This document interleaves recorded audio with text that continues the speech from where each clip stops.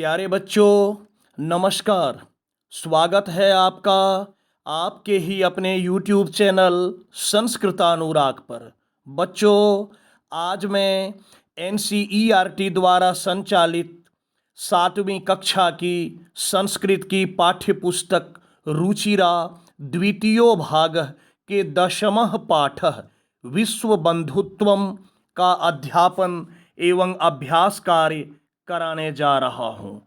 और आज मैं आपको सरल तरीके से अध्यापन एवं अभ्यास कार्य कराने वाला हूँ, ताकि कमज़ोर बच्चे भी इससे अच्छी तरह से लाभान्वित होकर अपनी परीक्षा में अच्छे अंक प्राप्त कर सकें।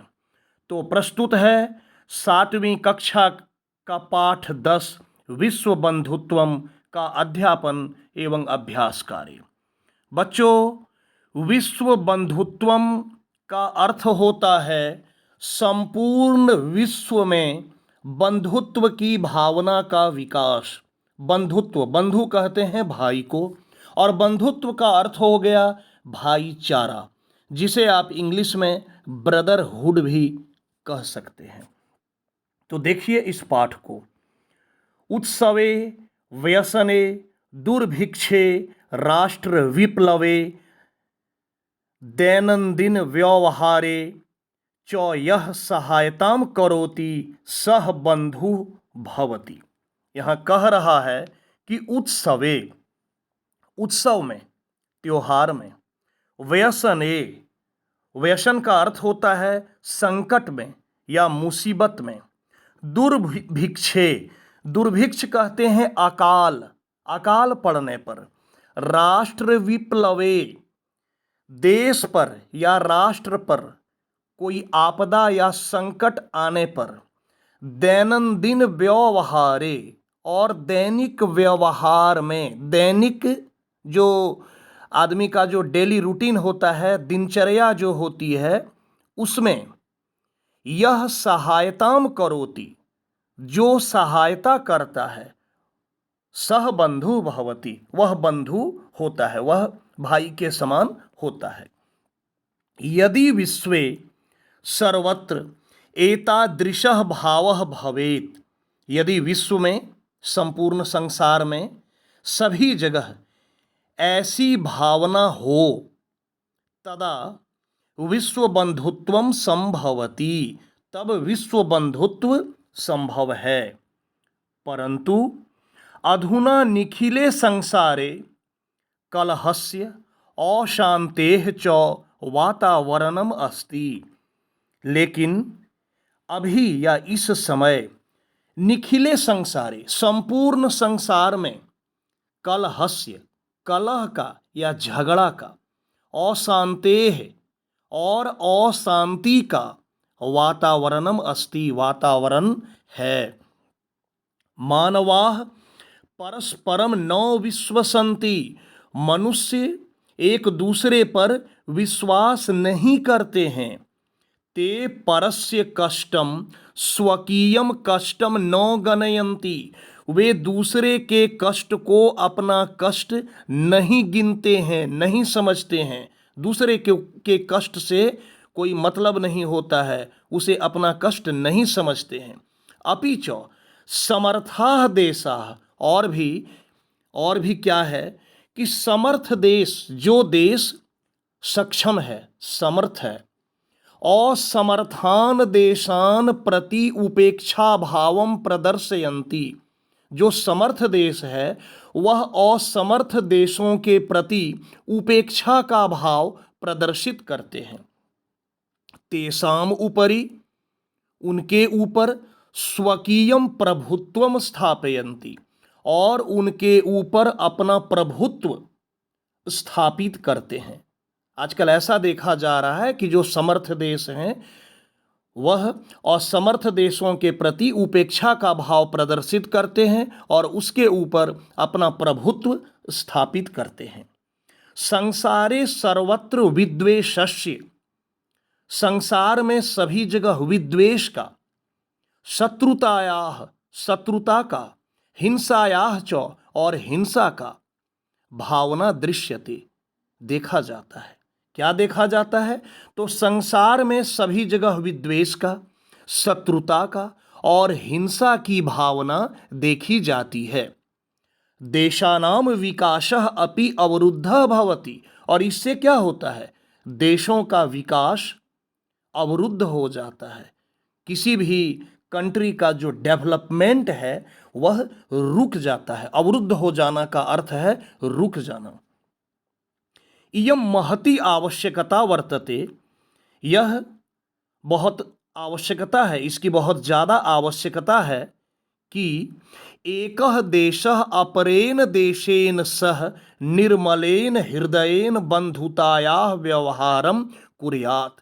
इस चीज की अत्यधिक आवश्यकता है कि एक देश, एकः देशः अपरेण देशेन सह, दूसरे देश के साथ, निर्मलेन हृदयेन, निर्मल हृदय से, स्वच्छ हृदय से, बंधुताया व्यवहारम कुर्यात, बंधुता का व्यवहार करें, भाईचारे का व्यवहार करें।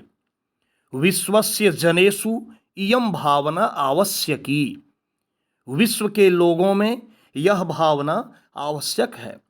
ततः विकसित अविकसितयोः देशयोः मध्ये स्वस्था स्पर्धा भविष्यति, तभी विकसित और अविकसित देशों के बीच में स्वस्थ स्पर्धा होगी। मतलब तभी जो डेवलप्ड कंट्री हैं और जो डेवलप नहीं हैं उनके बीच में स्वस्थ स्पर्धा होगी। स्पर्धा मतलब प्रतियोगिता होगी, ये भावना होगी। जो डेवलप नहीं है वे अपने आप को, वे अपने देश को डेवलप करने की कोशिश करेंगे। सर्वे देशाः ज्ञान विज्ञानयोः क्षेत्रे मैत्री भावनया सहयोगेन च समृद्धिं प्राप्तुं समर्थाः भविष्यन्ति।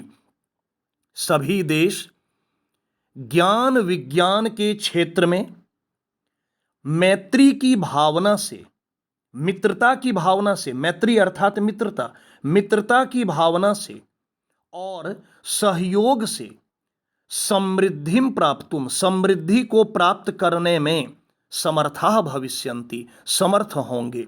फिर से एक बार इस लाइन का अर्थ सुन लीजिए।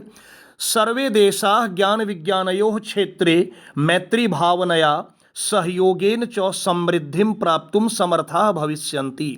सभी देश ज्ञान विज्ञान के क्षेत्र में मैत्री की भावना से, मित्रता की भावना से और सहयोग से समृद्धि को प्राप्त करने में समर्थ हो सकेंगे या होवेंगे।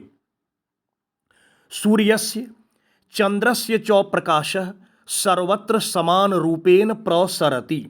सूर्य का और चंद्र का अर्थात चंद्रमा का, या इसको ऐसे कहें, सूर्य और चंद्रमा का प्रकाश सर्वत्र, सभी जगह, समान रूपेण प्रसरति, सभी जगह समान रूप से फैलता है। सूर्य या चंद्र अपने प्रकाश को फैलाने में या बांटने में कोई भेदभाव नहीं करता। सूर्य या चंद्र अपने प्रकाश को सभी जगह समान रूप से फैलाता है। प्रकृति अपि सर्वेषु समत्वेन व्यवहरति, प्रकृति भी सबों के ऊपर समत्व से व्यवहार करती है, समान रूप से व्यवहार करती है। यह प्रकृति भी किसी के साथ कोई भेदभाव नहीं करती। तस्मात्, इसलिए, अस्माभिः, हम लोगों के द्वारा भी, सर्वेः परस्परम वैर भावम अपहाय विश्व बंधुत्वम स्थापनीयम, इसलिए हम सबों के द्वारा भी या हम लोगों के द्वारा भी सबों के साथ परस्पर आपस में वैर भावना को भूलकर या छोड़कर, दुश्मनी की भावना को छोड़कर विश्व बंधुत्व स्थापित करना चाहिए, विश्व में भाईचारे को स्थापित करना चाहिए। अतः विश्वस्य कल्याणाय, इसलिए विश्व के कल्याण के लिए एतादृशी भावना भवेत्, इसलिए विश्व के कल्याण के लिए ऐसी भावना होनी चाहिए। देखिए श्लोक को, अयम निजः परो वेति गणना लघु चेतसाम उदार चरिता नाम तु वसुधैव कुटुंबकम। अयम निजः, यह अपना है, परो वेति, वह पराया है, वह दूसरे का है, गणना लघु चेतसाम। ऐसी गणना, ऐसी सोच, ऐसा विचार छोटे हृदय वाले लोगों का होता है। फिर से एक बार देखिए प्रथम पंक्ति को, यह अपना है वह पराया है, ऐसी सोच छोटे हृदय वाले लोगों की होती है, जबकि उदार चरिता नाम तु वसुधैव कुटुंबकम। उदार हृदय वाले लोगों की सोच क्या होती है? तो वसुधैव कुटुंबकम, वो संपूर्ण पृथ्वी, वसुधा का अर्थ होता है पृथ्वी, वो संपूर्ण पृथ्वी के लोगों को ही अपना कुटुंब, अपना परिवार समझते हैं। समझ में आ गया होगा। एक बार संक्षेप में फिर बता देता हूँ। यह अपना है वह पराया है, ऐसी सोच, ऐसा विचार छोटे हृदय वाले लोगों की होती है, जबकि उदार हृदय वाले लोग संपूर्ण पृथ्वी के लोगों को ही अपना परिवार समझते हैं। तो बच्चों, ये था आज का पाठ। बड़ा ही अच्छा पाठ था, विश्व बंधुत्वम। शब्दार्थ दिया हुआ है, इसे आप ध्यानपूर्वक देख लेंगे। संभव हो सके तो याद भी कर लेंगे, बहुत ज़्यादा नहीं है, बहुत कम है। आते हैं अभ्यास कार्य पद। सबसे पहले कह रहा है उच्चारणम कुरुत। बहुत आसान है, मैं उच्चारण कर देता हूँ, आप देखें। दुर्भिक्षे राष्ट्र विप्लवे विश्व बंधुत्वम विश्व संति उपेक्षा भावम विद्वेषस्य ध्यातव्यम दुख भाग प्रदर्शयन्ति। दूसरे प्रश्न में कह रहा है मंजूषातः समानार्थक पदानी चित्वा लिखत। मंजूषा से समानार्थक, समानार्थक का अर्थ हुआ समान अर्थ वाला पद चुनकर लिखें, या इसको ऐसे कहें पर्यायवाची, या फिर इंग्लिश में इसे कहते हैं सिनोनिम। देखिए जो शब्द है, परस्य दुखम आत्मानं बाधितः परिवारः संपन्नम त्यक्त्वा संपूर्णे। अब देखिए स्वकीयम, तो स्वकीयम का होगा आत्मानम, स्वकीयम मतलब अपना। दूसरा है अवरुद्ध, अवरुद्ध मतलब होता है रुक जाना, बाधित हो जाना, तो होगा बाधितः। तीसरा है कुटुंबकम, कुटुंब कहते हैं परिवार को, मैं अभी अभी श्लोक में बताया, तो हो जाएगा परिवारः। उसके बाद है अन्यस्य, अन्य का अर्थ होता है पराया या दूसरा, तो होगा परस्य। उसके बाद है अपहाय, अपहाय का अर्थ होता है छोड़कर या त्याग कर, तो हो जाएगा त्यक्त्वा। उसके बाद है समृद्धम, मतलब समृद्ध, संपन्न, तो हो गया संपन्नम। उसके बाद है कष्टम, तो कष्टम में हो जाएगा दुखम। और अंत में है निखिले, इसका हो जाएगा संपूर्णे। निखिल संपूर्ण, संपूर्ण संसार में था पंक्ति में। तीसरा प्रश्न है रेखांकितानि पदानि संशोध्य लिखत। रेखांकित पद को संशोधन करके, सही करके लिखना है। छात्रा क्रीड़ा क्षेत्रे कंदुकात क्रीडंती। रेखांकित पद है कंदुकात, कंदुकात नहीं होगा क्योंकि कंदुकात में पंचमी विभक्ति लगाया है, यहाँ तृतीया विभक्ति लगेगी और होगा कंदुकेन। पूरे वाक्य का अर्थ बता देता हूँ। छात्र खेल के मैदान में गेंद से या बॉल से खेलते हैं, तो जो किसी कार्य को करने में सहायता करे उसमें तृतीया विभक्ति होती है, उपपद विभक्ति का नियम है, इसलिए यहाँ तृतीया लगेगी और हो जाएगा कंदुकेन। ख नंबर ते बालिकाः मधुरम गायन्ति। यहाँ ते जो दिया है यह गलत है, क्योंकि ते पुल्लिंग में होता है बहुवचन में, जबकि स्त्रीलिंग में होता है द्विवचन में, सा ते ताः। और यहाँ देखिए बालिका है बहुवचन, इसलिए यहाँ भी बहुवचन लगाना होगा और हो जाएगा ताः। तो में आ की मात्रा और विसर्ग। ताः बालिकाः मधुरम गायन्ति, वे सभी लड़कियां मधुर गाती हैं। गौ नंबर अहम पुस्तकालयेन पुस्तकानि आनयामि। यहाँ पुस्तकालयेन गलत है, यहाँ होगा पंचमी विभक्ति का प्रयोग और हो जाएगा पुस्तकालयात। मैं पुस्तकालय से पुस्तकों को लाता हूँ। कोई भी वस्तु कहीं से अलग हो तो पंचमी विभक्ति होती है, यहाँ पुस्तकालय से पुस्तक अलग होने का अर्थ है, इसलिए यहाँ पंचमी विभक्ति लगेगी और हो जाएगा पुस्तकालयात।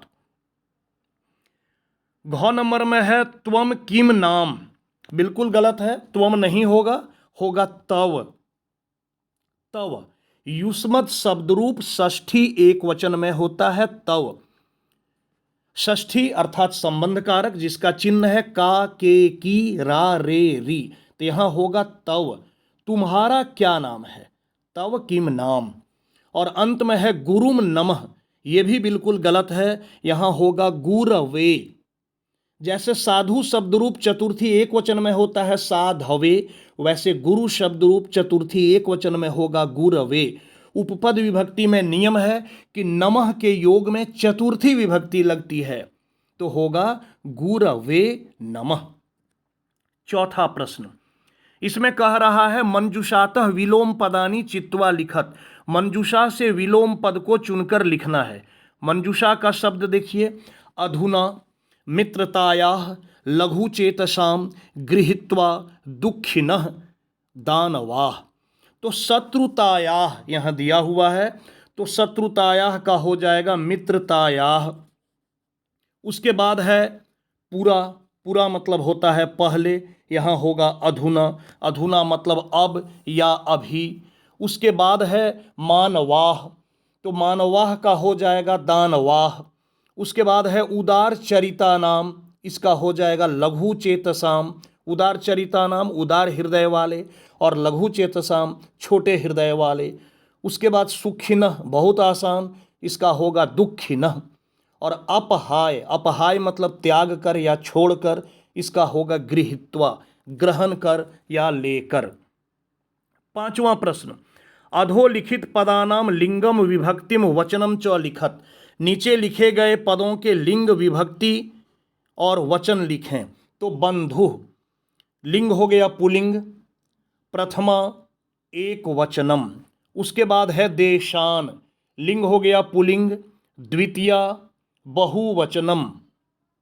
उसके बाद है घृणायाह, लिंग हो गया स्त्रीलिंग, विभक्ति में हो जाएगा पंचमी या षष्ठी। आप कोई एक भी लिख सकते हैं, स्लैश देके दोनों भी लिख सकते हैं। और एक वचनम।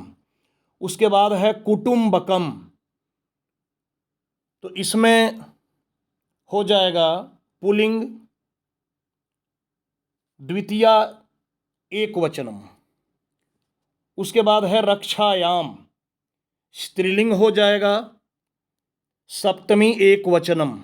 और अंत में है ज्ञान विज्ञानयोः, पुलिंग षष्ठी या सप्तमी दोनों होगी, तो दोनों में आप कोई एक भी लिख सकते हैं और हो जाएगा यहाँ द्विवचनम। उसके बाद छठे प्रश्न पर आते हैं। इसमें कह रहा है कोष्ठकेषु दत्तेषु शब्देषु समुचिताम विभक्तिम योजयित्वा रिक्त स्थानानि पूरयत, कोष्ठक में जो शब्द दिए हैं उसमें उचित विभक्ति का प्रयोग करके रिक्त स्थान को पूरा करें। तो पहले दिया है विद्यालयम उभयतः वृक्षाः सन्ति, यहाँ है कोष्ठक में कृष्ण, तो यहाँ होगा कृष्णम। कृष्णम उभयतः गोपालिकाः, कृष्ण के दोनों ओर गोपियां हैं। ख नंबर में है ग्रामम परितः गोचारण भूमि। उसके बाद यहाँ कोष्ठक में है मंदिर, तो हो जाएगा मंदिरम परितः भक्ताः, मंदिर के चारों ओर भक्त हैं।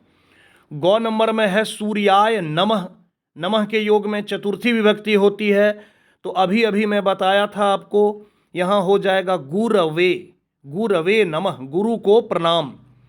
उसके बाद घ नंबर में है वृक्षस्य ऊपरी खगाः, इसमें है अश्व है कोष्ठक में, तो हो जाएगा अश्वस्य ऊपरी सैनिकः, घोड़ा के ऊपर सैनिक हैं।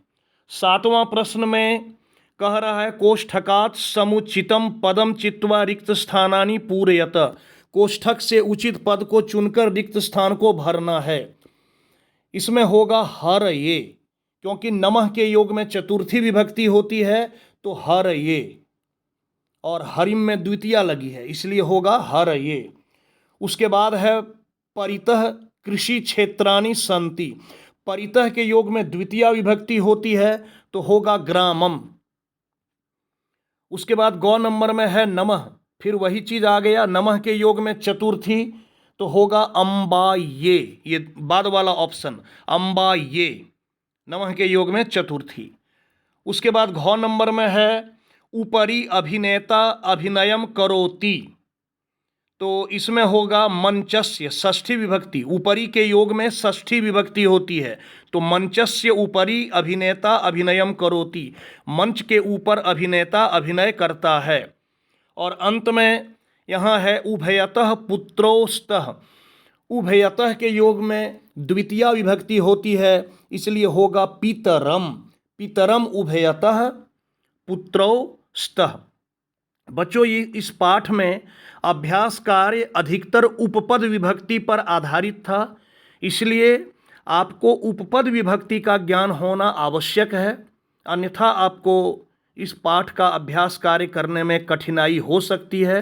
तो उपपद विभक्ति पर मेरे चैनल में वीडियो पहले से ही मैं पोस्ट कर चुका हूँ, आप उपपद विभक्ति का वीडियो ज़रूर देख लेंगे तो ये पाठ आपको बहुत अच्छी तरह से समझ में आएगा। तो ये था आज का पाठ और उसका अभ्यास कार्य। तो प्यारे छात्रों, अगर आपको मेरा यह वीडियो पसंद आया हो तो कृपया इसे आप लाइक, कमेंट एवं शेयर करके मुझे प्रोत्साहित करने का कार्य करें, ताकि आगे आपके लिए मैं और भी बेहतर एवं उपयोगी वीडियो बनाने का कार्य करता रहूं। साथ ही मेरे इस चैनल संस्कृतानुराग को यदि आप अब तक सब्सक्राइब नहीं किए हैं तो इसे आप अवश्य सब्सक्राइब कर लें एवं नोटिफिकेशन को भी ऑन कर लें, ताकि मेरे द्वारा इस चैनल पर अपलोड किए गए प्रत्येक वीडियो की सूचना सर्वप्रथम आपको प्राप्त हो सके। तो आज के लिए इतना ही। सबों को मेरी ओर से बहुत बहुत धन्यवाद।